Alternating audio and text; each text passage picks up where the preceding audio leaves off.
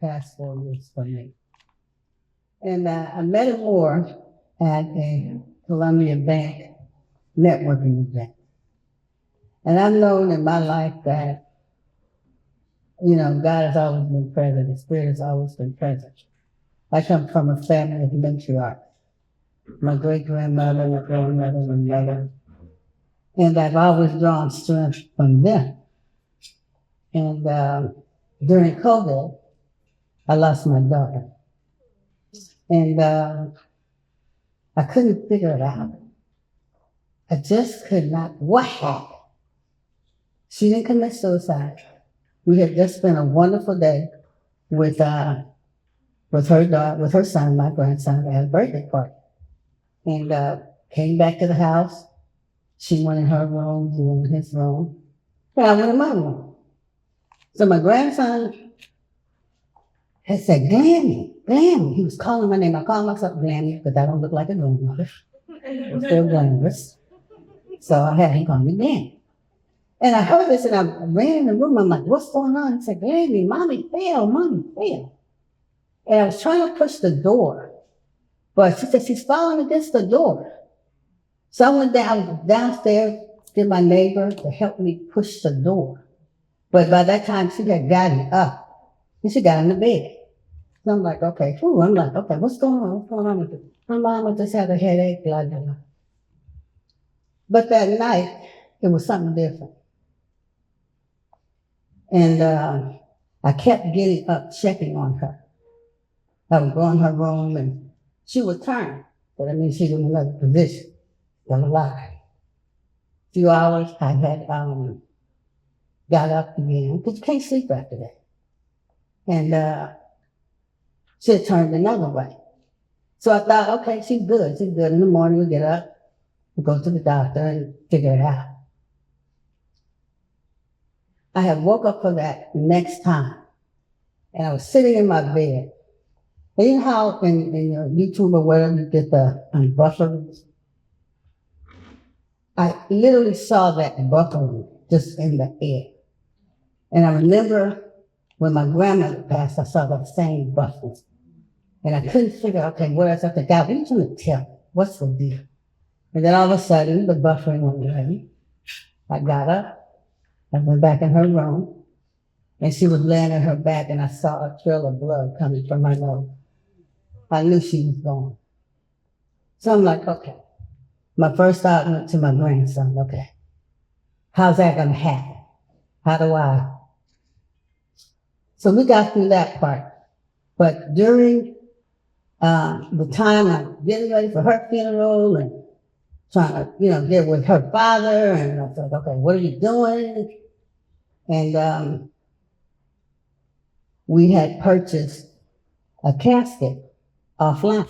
Mortuary started to me. Where's my sister? Sure. So he said, well, we can get one online for like $9,000. I'm like, oh, let's go with that. While I was there waiting for the casket to be delivered to the mortuary, I had a great play brother to come to me at the mortuary and say, look, I got something to tell you. My oldest brother passed. And my mother never dealt with death well. A lot of people don't deal with death well. Whatever the emotion is. But in my family, it was like, okay, we had God to rely on, we had carried it. I had to go tell my mother that her firstborn son is dead. Okay, God, what's the mission? Has to be something in this. So her first grandchild passed. Now her firstborn son.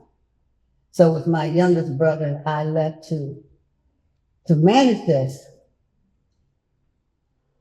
And a couple of weeks had gone by, and we're still the process. Now we got a plan for another funeral and this and this. My mother stopped eating. So I told my brother, I said, okay, I'm gonna come on over and we're gonna sit there. But when I walked in the room and I saw her, I said, she's ready to go. Sometimes people are just ready to go. I knew my mother wasn't going to take it. Well, I knew she wasn't going to make it when my brother told me. I just knew. And I told him, I said, she's not going to make it. Okay, cool. Get through my brother's funeral, and my mom, we had gone over, and I looked in the room, and I said, she's ready to go. So we told her, I said, look, if you are ready to go, you can go.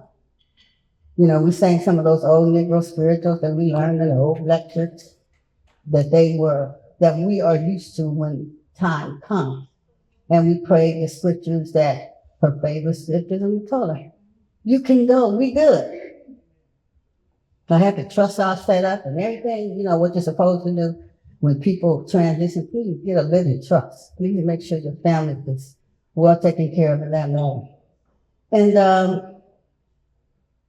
it was 3 people within 2 weeks in the family going.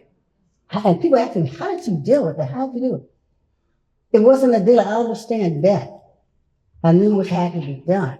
So when I met her, I had never shared this story until I met her. But our meeting was spiritual. Because I kept seeing her walking around in the bank, and I'm like, why does this girl keep passing me? So the first time came around, and she told me about the Woolley Foundation and her daughter. She said, we're having it on December 13th. And then I was just taken aback. December 13th was the day I discovered I was pregnant with my daughter. You know, so today is my birthday because I gave birth. The African tradition is another one. It's our birthday because we're the ones giving birth. But dealing with it, I don't know how I got through it. My grandson, at the age of 9, he handled it like a pro, like he had been here before. He never cried because I haven't cried. I haven't. I'll get kind of teared up when I'll see, what's the brother that's in here? Khalifa. No, I didn't think of that, you know, because it's a classic. And when I see scenes or relive scenes like that, that's when I cry. But I didn't cry at any of the funerals. So I'm just saying, okay, God, whatever this is, let's just work it out. And it told me I'm going to have to share this story. People tell me, but we never seen you cry. We never seen you break down. What people go through. So I think it's a matter of, is it mental health? Is it, for me, it's spiritual. Because we're going through a time where it's time for spiritual awakening because the old methods are not working anymore. So whatever you have to gravitate to, whatever you put in your life, and what carries me through with my daughter is her friends. Because she went off to college at 18. She was living her life.